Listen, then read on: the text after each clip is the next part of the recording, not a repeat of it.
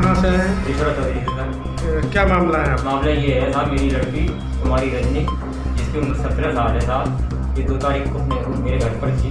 तभी राजीव अपने भैया को लेकर जयराम और साथियों को लेकर घर पर पहुँचा और मेरी लड़की को बहला फुसलाकर साहब घर से लिया। क्या उम्र है? उम्र साहब 17 साल है। फिर आपने कहीं तहरीर दी? फिर साहब हमको पता लगा कि लड़का ले गया तो हम साहब उसके घर से उस लड़की को अपने घर ले गए। उसके बाद साहब लड़का पक्ष ने आकर पुलिस के साथ सामगार करके और पुलिस भेज कर हमारे घर से लड़की को उठवाई। फिर साहब 100 नंबर से 112 नंबर से उठवा लिया। पुलिस के साथ हम भी आए साहब। फिर हमसे नितिन शर्मा बोले कि लड़की अभी 1-2 घंटे में हम तुमको दे देंगे। नितिन शर्मा कौन है? नितिन शर्मा साहब ऐसा ही। तो फिर साहब शाम को उनने लड़का हमसे बोले कि इसके उम्र का साहब कागज कोई ले आओ। हम साहब कागज लेने गए, तब तक लड़के आए, उसने लड़की को दी। फिर हम साहब घूमते रहे आज तक साहब, मुकदमा लिख गया है, लेकिन साहब लड़की न पुलिस करान कर चुकी है, न हमारी आज आप थाने आए थे, आज क्या रहा? आज थाने आए साहब, पहले सीओ साहब से मिले। सीओ साहब ने भी हमारी बात नहीं सुनी, फिर साहब थाने चले गए। सीओ साहब ने क्या कहा था? सीओ साहब ने ये कहा कि क्या करें, लड़की वही है जहाँ जो कह रही है वहाँ भेज दिए।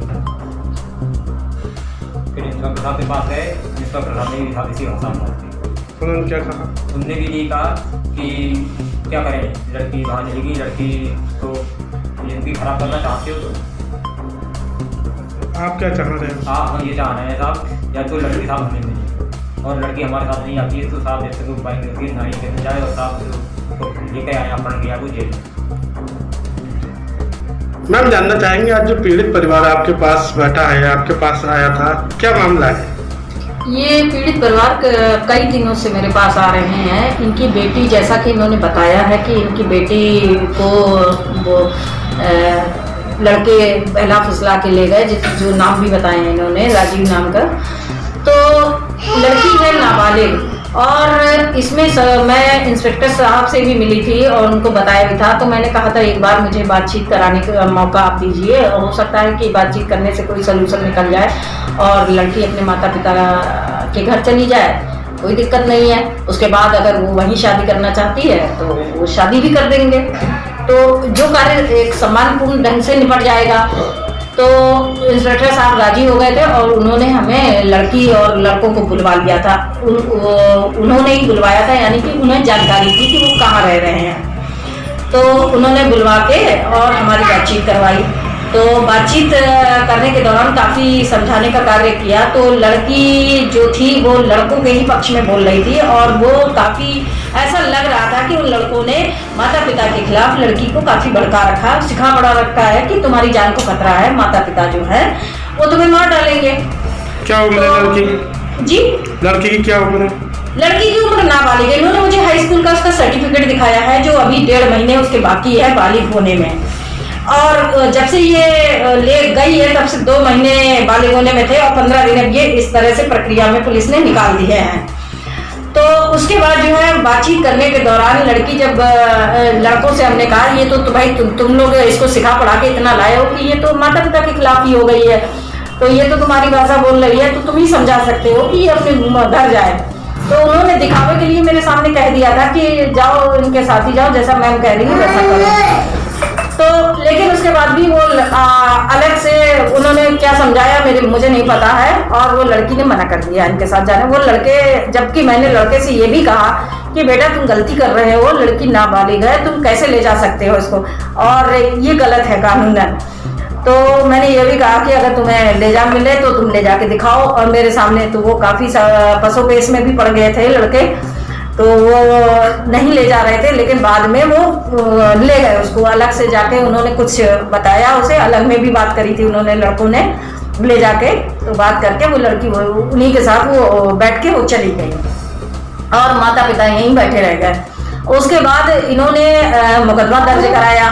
मुकदमा तो पुलिस ने दर्ज कर लिया है उनके खिलाफ, लेकिन उसके बाद जो है उन्होंने कोई कार्यवाही पुलिस ने नहीं करी है, जबकि तुरंत नाबालिग के केस में इन्हें गिरफ्तारियां करनी चाहिए। और आज 10 दिन माता पिता को भटकते हुए हो गए। ये बराबर मुझसे संपर्क कर रहे हैं, मैं भी बराबर जो है पुलिस प्रशासन से संपर्क कर रही हूँ। तो उसमें उन्होंने ये बताया दरोगा जी यानी कि नितिन शर्मा जी इस केस को देख रहे हैं, विवेचना उन्हीं की लगनी है। तो इन्होंने कहा है कि वो देख रहे हैं, उन्हें कोरोना हो गया, वो क्वारंटीन है। ये बात तो उन्होंने भी खुद बताई थी, मेरी फोन पे बात हुई थी तो उन्होंने कहा था मुझे कोरोना हो गया है मैडम, मैं तो क्वारंटीन हूँ 14 दिन तक। क्या पुलिस प्रशासन, अगर कोई अधिकारी क्वारंटीन हो जाता है या कोरोना हो जाता है या बीमारी हो सकती है, किसी को भी हो सकती है, तो सिस्टम तो काम करना थोड़ी बंद कर देता है, सिस्टम तो काम करता है या दूसरा अधिकारी उसको विवेचना के लिए भेजा जाए।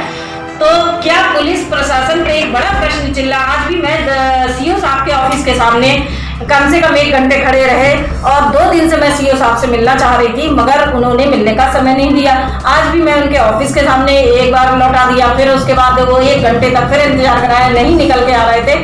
तो बहुत देर बाद वो निकल के आए, जबकि वो उनका ऑफिस का टाइम था, लेकिन वो अपने ऑफिस में नहीं बैठ रहे। तो अगर इस तरह से पुलिस प्रशासन के, क्या आम आदमी केवल चक्कर लगाने के लिए है और पुलिस जो है अपना खाली रुतबा दिखाती है, आम आदमी के ऊपर डराने धमकाने का काम करती है कि जाओ यहाँ से, यहाँ क्यों खड़े हो, इस तरीके में पुलिस जो है, पुलिस प्रशासन बात करता है कॉमन मैन से। एक बड़ा सवाल खड़ा होता है कि क्या सभी अधिकारी मिलकर उस लड़की के बालिग होने का इंतजार कर रहे हैं, क्योंकि हमने कोतवाल साहब से भी बात की, मैंने ऐसा कोई अधिकारी यहाँ पर नहीं है जिसे मैंने छोड़ा हो, बात ना की हो। तो मैंने कहा कि वो बोले जब लड़की जाना नहीं चाहती है तो क्यों जबरदस्ती उसको ले जा रहे।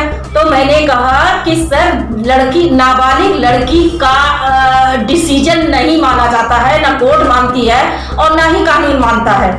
तो बालिग लड़की का डिसीजन होता है, बालिग लड़की किसी के साथ भी जा सकती है, बालिग के मामला अलग होता है और नाबालिग का मामले में माता पिता उसके अधिकारी होते हैं। तो इस तरीके से अगर पुलिस प्रशासन ही ये कहेगा कि लड़की भाग गई है तो भाग जाने दो, क्यों उसके पीछे पड़े हो, इसका मतलब है कि एक समाज में इस तरह से प्रथा डेवलप हो जाएगी। कोई भी लड़का किसी भी लड़की को बहला फुसला कर ले जाने में काम ले जाएगा और पुलिस प्रशासन कुछ भी नहीं कहेगा, वो तो कह देगी भाई ले गया तो ले गया।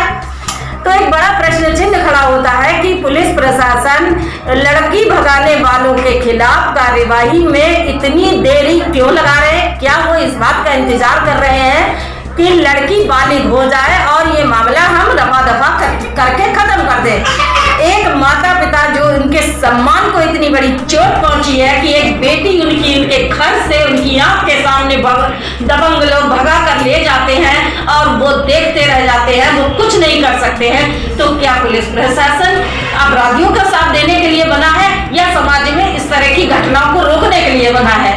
मैं ये पूछती हूँ पुलिस प्रशासन से।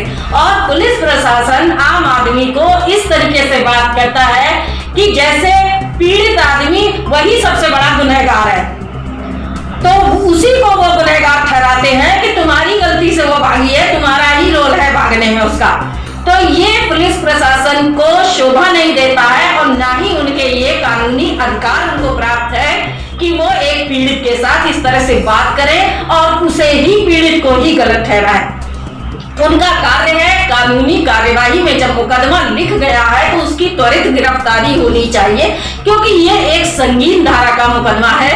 किसी भी नाबालिग लड़की को बहला फुसला कर ले जाना अपहरण की धारा में आता है और ये एक संगीन धारा है। लेकिन पुलिस प्रशासन ने कहा जब वो कोरोना से निकलेंगे, जब वो निगेटिव आ जाएंगे तभी होगा। अगर वो 1 महीने तक निगेटिव नहीं आते हैं तो शायद वो इंतजार कर रहे हैं कि 1 महीने बाद बालिग हो जाएगी, मामला सब खत्म हो जाएगा, वो खुद ही कह देगी मुझे नहीं जाना है। तो इनकी माता पिता को न्याय कैसे मिलेगा?